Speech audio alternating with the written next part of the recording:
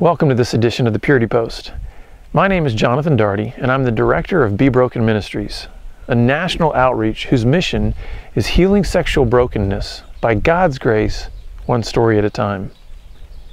Let's continue what we started in the last post, looking at what the wise father in Proverbs 5 had to share with his son concerning the forbidden or strange woman.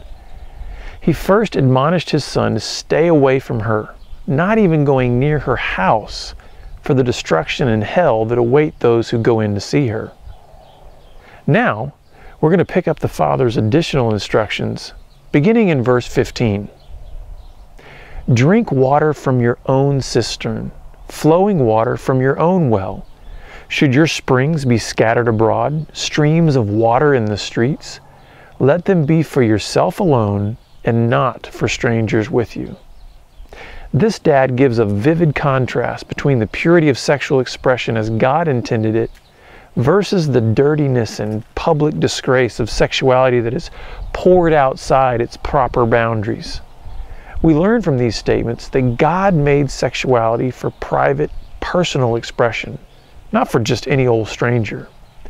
It's important to note the personal words used in connection with sexuality. Your own, your springs, for yourself. Sexuality is deeply personal, a critical part of our being that needs to be valued and protected. The father goes on, let your fountain be blessed and rejoice in the wife of your youth, a lovely deer, a graceful doe. Let her breasts fill you at all times with delight. Be intoxicated always in her love. There's a blessing for those who protect their sexuality from lustful ways such as the forbidden woman, and instead direct their sexuality toward their spouse. God honors those who honor Him, and sexuality is a key area in which we can receive blessing. In fact, it was the first activity God directed Adam and Eve to engage in after He proclaimed a blessing over them.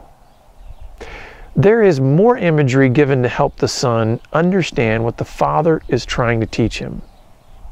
Remember, son, your wife is lovely. Her sexuality is to be treasured and delighted in. Notice the responsibility is given to the husband to delight in his wife's breasts and to be intoxicated in her love. This takes the pressure off the woman. She doesn't have to look a certain way or have a certain breast size or any of that. Husbands, you cannot justify dissatisfaction with your wife before God because of her appearance. He holds you responsible to delight in her sexuality and be intoxicated with her love. Finally, the dad concludes, why should you be intoxicated, my son, with a forbidden woman and embrace the bosom of an adulteress? For a man's ways are before the eyes of the Lord, and He ponders all his paths. So what's the real motivation behind avoiding lustful temptations? Is it love for your spouse? Is it fear of disease or a tainted reputation?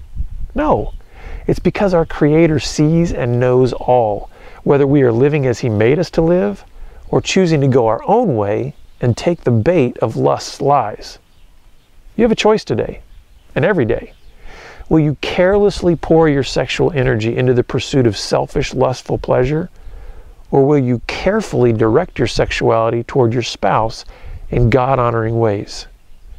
May we take heed of the wise father's instructions in Proverbs. There's peace in living before our Creator in the ways He designed us to live. But there is great agony and discontent when we choose to live our own way. Let's choose to live God's way, at least for today. Thanks for watching this edition of the Purity Post. If you'd like more resources, please visit BeBroken.com or call our toll-free number at 1-800-49-PURITY. Keep pressing on.